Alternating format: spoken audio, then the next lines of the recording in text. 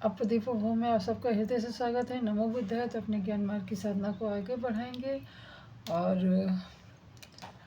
आज हमारा 20वां दिन है अपने संकल्प का। बहुत खुशी हो रही है कि बिल्कुल अंतिम चरण पे हम लोग पहुंच गए हैं। संकल्प पूरा करने के पूरी प्रयास किया गया है, तो संकल्प अपना पूरा होने वाला है। इस बात की हमें बड़ी खुशी और मन में बहुत आनंद भी हो रहा है कि जो भी चाहे छोटा सा संकल्प लिया वो पूर्ण हो रहा है। कभी आप लोग भी कोई संकल्प लेके देखिए और अगर पूरा होता है तो फिर उस समय का जो आपका आनंद होता है वो आप किसी को बयां नहीं कर सकते, पर आपके चेहरे से लोग समझ जाएंगे कि आप हृदय से खुश हैं। तो हृदय में हमें हमेशा अच्छी फसल रखनी चाहिए और खरपतवार की तरीके जैसे ईर्ष्या, द्वेष और घृणा आदि उग आते हैं, उनको समय समय पर निकालते रहिए अपनी ध्यान साधना से। तो चलिए ध्यान साधना पहले करते हैं, फिर हम चर्चा करेंगे। और जैसा कि सुखासन पे बैठ जाइए, दाहिनी हाथ की हथेली बाएं हाथ की हथेली पर लेते हुए शरीर को बिल्कुल सम रखने का, न अधिक तनाव ग्रसित रहे और न ही एकदम ढीला ढाला रहे, बिल्कुल जैसा एक समान अनुपात में रहता है बस उसी प्रकार से सहज होकर बैठ जाइए और अपनी सांसों के माध्यम से अपने भीतर की यात्रा को और अपने अंतःकरण के दुनिया में भ्रमण करें। साथ में ये भी ज्ञात रखें कि कहीं आप भटके ना, कहीं आप उलझे ना, कहीं ठहरे ना, निरंतर चलते रहें। जो भी रास्ते में आपकी राह में आए, चाहे वो वेदना, चाहे संवेदना, चाहे स्थूल हो, चाहे सूक्ष्म हो, उन सबको पार करते हुए आप अपने लक्ष्य को प्राप्त करें। और लक्ष्य क्या है? परम आनंद, परम शांति, ज्ञान का मार्ग। तो हर कदम बड़ी सावधानी के साथ रखें।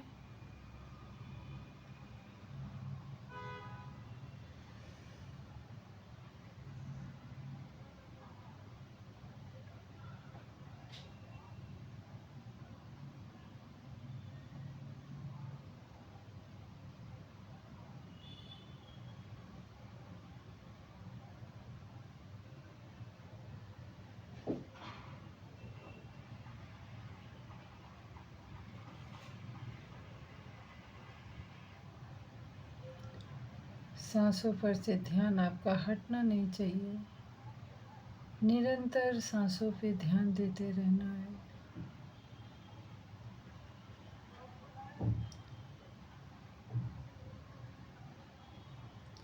सांसों को न पकड़ना है, न ढीला छोड़ना है। बस सांसों के साथ साथ अपनी ज्ञान मार्ग की राह खोजनी है।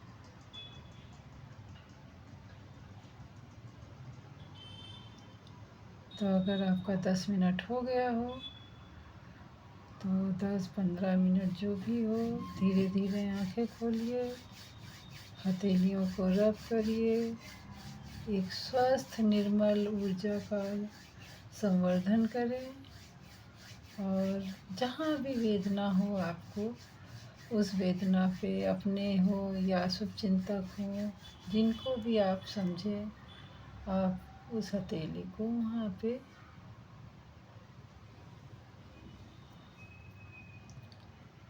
स्पर्श कराएं।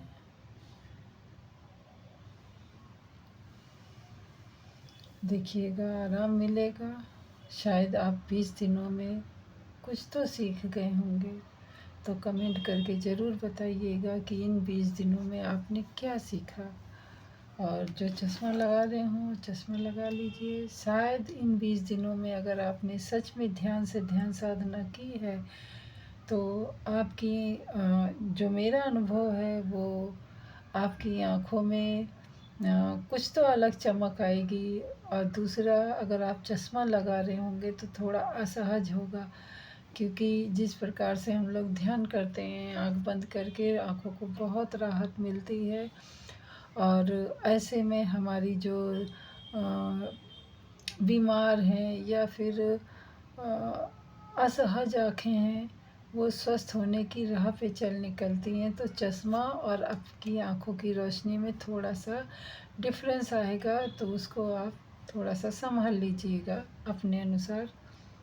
तो बात यहाँ पे हो रही थी कि अपने मन में उपजे हुए जो खरपतवार हैं, ईर्ष्या, द्वेष, घृणा और लालच, व्यभिचार, इन सबको आप समय-समय पर उखाड़ फेंकिए, क्योंकि ये आपकी अच्छी फसल को बहुत नुकसान करते हैं। अच्छी फसल यानी अच्छे ज्ञान का वो उपजने नहीं देते हैं, वो पनपने नहीं देते हैं। तो अगर आप अपनी अच्छी फसल चाहते हो, गुणवत्तापूर्ण चाहते हो और अच्छे दामों में चाहते हो, तो अपने मन में उगे हुए ये खरपतवारों को अवश्य ही निकालें। समय-समय पर ध्यान रखिए कि ये इनको ज़्यादा बड़ा मत होने दीजिए, इनको ज़्यादा पोषण मत दीजिए, क्योंकि जब ये पोषण पा जाते हैं तो बहुत गहरे में जड़ पकड़ लेते हैं। जब बहुत गहरे में जड़ पकड़ लेते हैं तो इनको निकालना या उखाड़ फेंकना बहुत ही असंभव हो जाता है। आप मन के विचारों को, दूषित विचारों को आप फसल से बिल्कुल सम करके देखिए कि जब खरपतवार बहुत ज़्यादा उन पे ध्यान नहीं दिया जाता है, वो अपने आप बढ़ती जाती हैं। न जाने कहाँ से उनको सब कुछ पोषक मिलता जाता, क्योंकि उनमें खींचने की ताकत बहुत रहती है। तो फसल की उर्वरकता या ज़मीन की जो भी अच्छी चीज़ें हैं वो अपनी ओर आकर्षित कर लेती हैं, और खरपतवार बिल्कुल अपनी ओर आकर्षित करती हैं और बिना किसी खाद पानी के बढ़ती जाती हैं और मजबूत होती जाती हैं। ज़मीन के बहुत गहराई तक इनकी जड़ें पकड़ लेते हैं।